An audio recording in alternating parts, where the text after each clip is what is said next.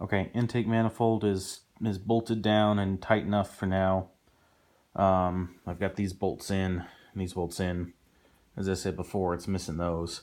The way that this is supposed to be done for the torque procedure is that you've got it on here, and you start off at the front, and you go down the line, and then you come out along the back side here. You do these, then you come in and you finish it off here. And there's a torque procedure, and that way you squeeze it down towards the back, squeeze the end on the side, and then squeeze the side towards the back.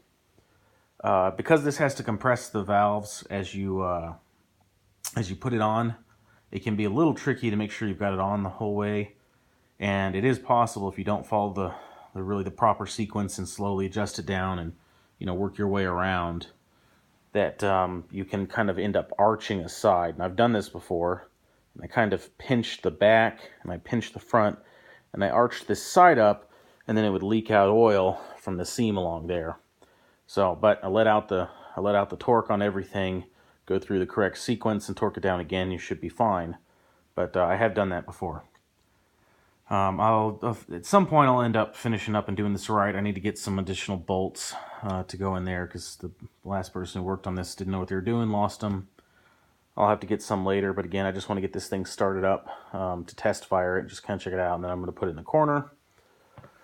I have my seals. I don't normally do this, but I've put some of the copper coat spray seal on it, and I'm doing that because these seats were a little gunky and hollowed out in a couple of places. So I'm doing that. It's just good measure.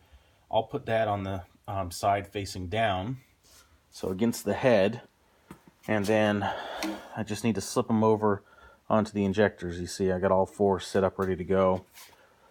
Normally I don't put any of that sealant on there, and I just slide the injector on and put it down. But again, when I put it on here, I'll put the non-sealed side facing me, which is what's going to sit down in the head there where I had to use that injector seat cutter. Otherwise, I've got these good and clean. I'm all ready to go. I don't have any carbon built up. It should sit up against the surface of that nicely. Again, good and clean there. So I'm ready to go with those. Another note is on a couple of these injectors. Somebody just broke the hell out of the top of them there. I guess they just didn't know what they were doing trying to get the plug off. I mean, the plug can be difficult, but wow. Anyways, that kind of sucks.